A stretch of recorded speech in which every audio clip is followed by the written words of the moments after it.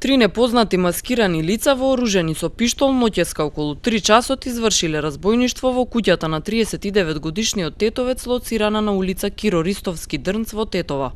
Тие насилно ја отвориле подрумската врата, ги пребарале сите простории на првиот кат, а потоа се упатиле во спалната соба. Еден од разбојниците го фатил за врат сопственикот, го удрил по главата и му го одзел златниот синџир и часовникот. Заканувајќи им се на сопствениците дека ќе ги убијат, подоцна од спалната одзеле 5000 евра. Потоа слегле во подрумот и од сокриено хартиено ќесе одзеле поголема количина разновиден златен накит. Со одземените пари и накитот разбојниците ја напуштиле куќата и се оддалечиле во непозната насока. Секторот за внатрешни работи Тетово информира и за сообраќајна несреќа на автопатот Гостивар Тетово во близина на клучката за село Неготино Полошко.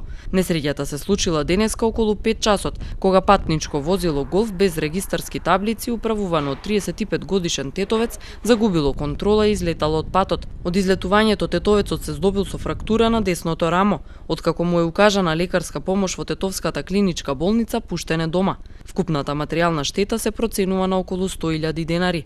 Полицијата работи на расветлување на случаите.